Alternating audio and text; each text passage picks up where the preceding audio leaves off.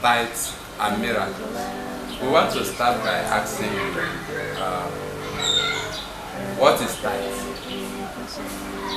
Well, tithe is 10% of whatever you have whatever you get from your field and your livestock. 1/10 of it is dedicated to God. So that is tithe. So this 1/10, does it include other things you do, or is it just money? Maybe money you earn. You don't even use money for tithe. That is one thing about the misconception about tithe with people. You don't use money? Yes. Okay, before we start looking into Bible, because like I said, this is Bible and the African angle. Yes. So we are not interested in maybe the church where you belong or your faith. We are interested in what does the Bible say with regards to this. You understand? So looking at tithes, we want to ask you another question. Is tithes in the Bible? Of course, there is tithe in the Bible. Okay. What is? No, we've gotten what we want. There is tithe in the Bible. Of course, there is So, tithe in the Bible. what is the role of tithe in modern Christianity? First of all, I will say that tithe has been a better issue. Should a Christian pay tithe? Should a Christian not pay tithe? In this discussion, we are not interested in what you say. Like I told you, it's Bible and the African angle, and we're looking at tithes. We're not really interested in beliefs, in interpretations that people give to anything, any concept. We are looking at the Bible as it is. Okay. As it is, that's what we are looking at. So we are asking you, as Christians, what is the role of tithe in their life? Are they supposed to pay tithes? In what way are they supposed to pay tithes? Is it a command? Is it something, an obligation that the Christian I will not do. First of all, it is not a practice to be done by Christians. It's not Christian practice, it's Jewish practice. During the patriarchal age, we see 10% paid by Abraham to Melchizedek, king of Salem. Then it is more of a vow, because there is no command that Abraham should pay tithe. Then inability of Africans or Christians to differentiate between the three dispensations in the Bible cause confusion for people to believe in. What do you mean by three dispensations? Yes, there is patriarchal age, the age of our forefathers. People like Noah, people like Abraham. God speaks to these people head by head, family head. God talked to families through the family head. Do you see? Then, okay, in this second dispensation, the tithe, the Bible specified what it as tithe. The book of Leviticus chapter 27 verses 33 made mention of crops and livestock. Then the book of Numbers chapter 18 verses 21 to 24. It is for the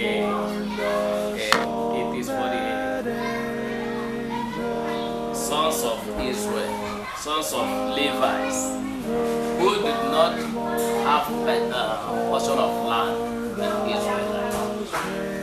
These are the reasons. So Deuteronomy chapter 14 verse 22 to 27 made us to understand why tithe is being given in the first place. So why is it being given?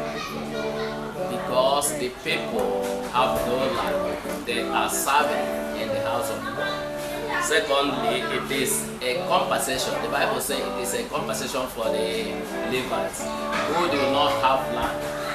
They have 12 children of 12 tribes. 12 tribes of Israel. 11 tribes was shared land. None was given to Levites. Let me help you. But today in modern Christianity, it is assumed that the pastors, the preachers, and who work in the church are the Levites, and they should receive the tithes. Is there anything wrong with that? No. When you talk about tithe, there is 3 kinds of tithe. This is one misconception people do about tithe. There is 3 angles to it. There is tithe that was done every 3 months, and the another one was done every 7 years. Do you see? In this second tithe, and the regular tithe. Okay, the regular one. Now, in the first tithing, which is regular one, the Levites go to the villages and collect it from among their brothers. And this is in the Bible? Yes. And they brought it to, they take 10% and brought to the chief priest. Now the priesthood is no longer there. That is why it is not even something that a Christian should even trying to deceive others to pay, because the office of priesthood is no longer there. The office of priesthood, yes, is no longer in Christianity. Yes, it's no longer there, because now you are a priest and I am a priest. We are all royal priesthood. Do you see? So a priest cannot bring a title a priest. Oh, a priest cannot bring a tithe to a priest. Yes. So in essence, are you suggesting or saying that according to the Bible, giving of tithes is a sin or should not be practiced? Anybody collecting tithe from anybody today is robbing that person, is gambling, because it doesn't belong to Christians. When you are doing something that is not being done according to the rule of that time, you are not doing that. First of all, the law says, according to the law of tithe, you must give 10% of your livestock, 10% of your crops from the field. Livestock and crops. Yes, alone. And if you are a servant worker, when you are paid, you have to take 10% of that you are paid and go to market and bring livestock or worth of that 10%. Not the cash. Not the cash. Do you see? Because the purpose is for the people to feed. They have no land. The Levites. Yes. So you don't. It's not something done with money. And the law says, if this thing was not done according to the law and the regulation of tithe, that you are a cursed person. Okay. Now, now in Africa, there is a need for the church to expand. There is a need for evangelism. These things involve money. When you expand, when you establish a church somewhere, you need to build the church. There must be equipment for evangelism and all that. Now, without tithes, without people paying tithes, how will the church run? There is example what we got from Jesus was already in Mark chapter 7 verses 1 to 13. Mark 7, 1 to 13. Yes, the story about the woman who gave to Father. So what Jesus is emphasizing there is the woman gave with all her heart, very zeal to give, the zealousness in that woman to give all she has. Now, there are other people who pay tithe, who give more than that woman. But Jesus did not talk about them. But he specifically picked that woman because the woman said, thought in her heart, let me give to please God. So we are giving today to please God, and that is what Corinthians chapter 16 verse 1 and 2 is telling us. And 2 Corinthians chapter 9 verse 7, mostly 2 Corinthians chapter 9 verse 7. What is it saying? There says that he who sows sparingly reaps sparingly. He who sows bountifully reaps bountifully. Doesn't it mean that? Look. He continued to say that if there is a willing mind, it's acceptable. A willing mind to give tithe. No. Oh, as what you propose it in your heart. Not tithe. Not tithe. What if I propose in my heart to give tithe? You cannot propose in your heart to give tithe. Whatever you can do, what Abraham did. What did Abraham do? Abraham made a vow. If God bless me, I will give or lead me into this war, or I will give 10% of what I have.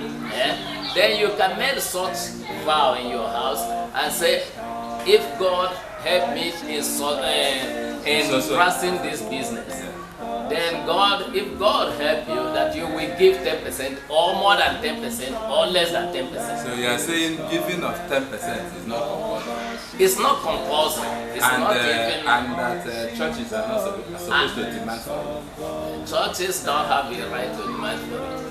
Any pastor that, and again, when you are talking about tithe, no Nigeria is paying tithe. Let me say this.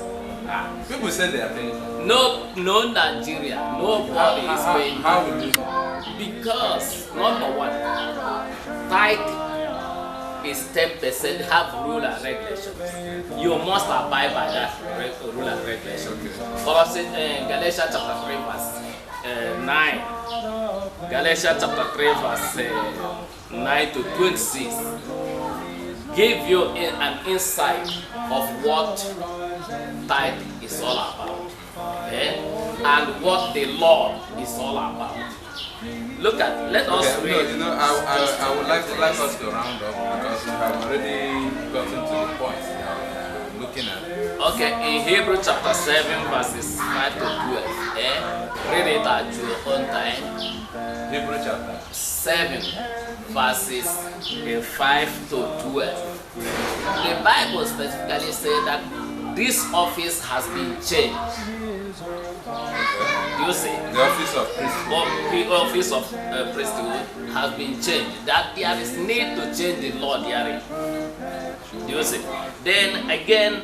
So generally, what you are saying is that now Christians are to give according to what they think they should give. What they propose in their heart. What they propose in their heart. Yes. Okay.